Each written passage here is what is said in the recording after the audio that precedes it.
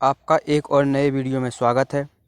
इस वीडियो में हम आज आपके एक नेक्स्ट चैप्टर को पढ़ेंगे जिसका नाम है समकालीन विश्व में सुरक्षा। ठीक है, इस चैप्टर को आज हम पढ़ेंगे और इसके मोस्ट इम्पोर्टेंट क्वेश्चन को देखते हैं। सबसे पहले हम 1 नंबर के क्वेश्चन को देखते हैं, जो इम्पोर्टेंट क्वेश्चन हैं उन्हें। ठीक है, तो सबसे पहला क्वेश्चन है हमारा, निम्नलिखित में से किस वर्ष चीन द्वारा भारत पर आक्रमण किया गया? तो इसका राइट आंसर है ऑप्शन बी, यानी 1962। अब है प्रश्न नंबर 4, किसी देश के, यानी दूसरा, इसमें कुछ नहीं है, देखो इनमें पहला और दूसरा नहीं करना है हमें, इसलिए हम आपको आगे बता रहे हैं। ठीक है, पहला और दूसरा नहीं करना है, तीसरे से हमने आपको बता दिया है। अब हम बताते हैं आपको चौथा। ठीक है, किसी देश के भीतर हिंसा के खतरों से निपटने के लिए बनाई गई व्यवस्था को क्या कहते हैं? सरकार कहते हैं। प्रश्न नंबर 5, जो लोग राष्ट्रीय सीमा के अंदर अपना घरबार छोड़ चुके होते हैं उन्हें कहा जाता है आंतरिक रूप से विस्थापित जन। ठीक है, प्रश्न नंबर 6, राजनीतिक मानवाधिकारों के अंतर्गत क्या आता है? अभिव्यक्ति और सभा करने की आज़ादी।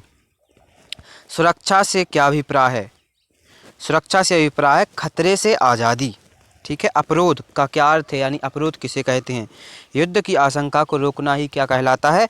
अपरोध कहलाता है। एनपीटी का शब्द विस्तार लिखिए, यानी फुल फॉर्म बताइए इसका क्या है? परमाणु अप्रसार संधि, न्यूक्लियर नॉन प्रोलाइफरेशन ट्रेटी।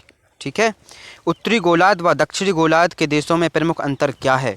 तो इसका आंसर है उत्तरी गोलार्ध के अधिकतर देश विकसित हैं, जबकि दक्षिणी गोलार्ध के अधिकतर देश विकासशील अथवा अल्प विकसित हैं। जैसे उदाहरण भी देख लेंगे हम, उत्तरी गोलार्ध के देश हैं जैसे यूरोप। ठीक है, तो यूरोप में है ब्रिटेन, फ्रांस, तो ये विकसित देश हैं। जबकि दक्षिणी गोलार्ध में अगर हम आएंगे तो यहाँ है पाकिस्तान, अफ़गानिस्तान और बांग्लादेश, ये जो कि विकासशील देश हैं। ठीक है, या अल्प विकसित देश हैं। तो आपको ये तो समझ में आ गया होगा। प्रश्न नंबर 11, देश के किन्हीं 2 केंद्रीय मूल्य को बताइए? तो उसका आंसर संप्रभुता एवं क्षेत्रीय अखंडता। अब हम देखते हैं 2 अंकीय प्रश्न। ठीक है, पारंपरिक सुरक्षा से क्या अभिप्राय है? सैनिक हमले जिसका स्रोत कोई दूसरा देश होता है, जो सैनिक हमले की धमकी देकर किसी देश के केंद्रीय मूल्य जैसे संप्रभुता, स्वतंत्रता एवं क्षेत्रीय अखंडता आदि के लिए खतरा पैदा करता है, उसे कहते हैं पारंपरिक सुरक्षा। ठीक है, सहयोग मूलक सुरक्षा से क्या अभिप्राय है?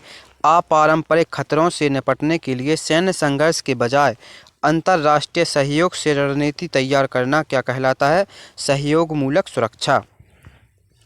आंतरिक रूप से विस्थापित जन से क्या अभिप्राय है? किसी एक उदाहरण से स्पष्ट कीजिए। वे प्रवासी जो अपना घर छोड़कर अपने ही देश की सीमाओं में रहते हैं आंतरिक रूप से विस्थापित जन कहलाते हैं। कौन?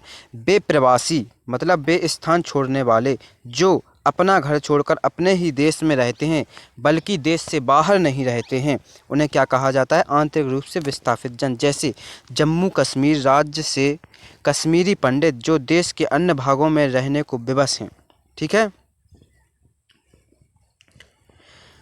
प्रश्न नंबर 4 और इम्पोर्टेंट क्वेश्चन है ये, अप्रवासी व शरणार्थी में क्या अंतर है?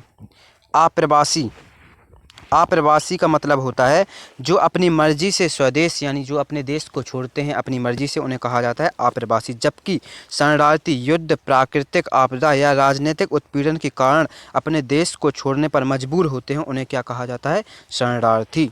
ठीक है, ये आपको समझ में आ गया होगा। बिल्कुल ही सिंपल भाषा में ये आंसर हैं जो कि हमने आपको प्रोवाइड कराए हैं। गठबंधन बनाना किस प्रकार पारस्परिक सुरक्षा नीति का एक तत्व है? गठबंधन व्यवस्था में इस तरह की संधि की व्यवस्था होती है कि कुछ विशेष स्थितियों में दोनों पक्ष एक दूसरे की मदद करेंगे। निशस्त्रीकरण से क्या अभिप्राय है? अस्त्र शस्त्रों का अभाव या अस्त्र शस्त्रों को नष्ट करना ही क्या कहलाता है? निशस्त्रीकरण। तो अब हम आपको सुरक्षा की पारंपरिक धारणा के बारे में समझाते हैं। ठीक है, कि क्या है सुरक्षा की पारंपरिक धारणा। तो सुरक्षा की पारंपरिक धारणा में आती हैं बाहरी सुरक्षा और आंतरिक सुरक्षा। तो सबसे पहले हम बाहरी सुरक्षा को समझाते हैं, ठीक है। तो बाहरी सुरक्षा में बताएंगे, इस तरह की अवधारणा में सैन्य खतरों को ज़्यादा खतरनाक माना जाता है। इसमें खतरे का स्रोत कोई दूसरा देश होता है जो शेर ने हमला करके नुकसान पहुंचा सकता है, ठीक है। सैनिक कार्यवाही में सैनिक और आम जनता को नुकसान पहुंचता है। युद्ध के समय किसी सरकार के पास 3 तरह के विकल्प होते हैं, या तो आत्मसमर्पण करना, या दूसरे देश को इतना डराना कि वह युद्ध करने से मना ही कर दे, या युद्ध हो जाए तो अपनी रक्षा करना, बाकी हमलावर दे अपने मकसद से कामयाब ना हो सके, ठीक है। मतलब अपनी युद्ध में अगर युद्ध हो ही जाए तो अपनी रक्षा करने के लिए अपना सब कुछ लुटा देना, ठीक है। मतलब इतनी ताकत लगा देना कि हमला करने वाला दूसरा विपक्ष वाला अपने मकसद में कामयाब ना हो सके, ठीक है। तो नोट, आत्मसमर्पण करने की नीति को कोई भी देश की नीति नहीं बनाएगा, ठीक है। शक्ति संतुलन, ये इम्पोर्टेंट प्रश्न है और हमारा लास्ट प्रश्न है, ठीक है। तो इसे समझने की अब हम कोशिश करते हैं, ठीक है। हम समझाते हैं आपको। अपने पड़ोसी मुल्कों को देखते हैं तो हमें यह पता लग जाता है कि कौन सा देश हमसे अधिक ताकतवर है और कौन सा देश कमज़ोर है। इससे हमें यह अनुमान लगा सकते हैं कि किस देश से हमें भविष्य में खतरा हो सकता है। इस प्रकार से सरकार दूसरे देशों से अधिक शक्तिशाली बनने की कोशिश करती है और इसी को क्या कहा जाता है, शक्ति संतुलन, ठीक है। तो आपको ये वीडियो अच्छा लगा होगा। प्लीज़ कमेंट में बताइए कि आपको ये वीडियो कैसा लगा है। लाइक कर दीजिए, सब्सक्राइब भी कर दीजिए जो नए हों, ठीक है। Thank you for watching.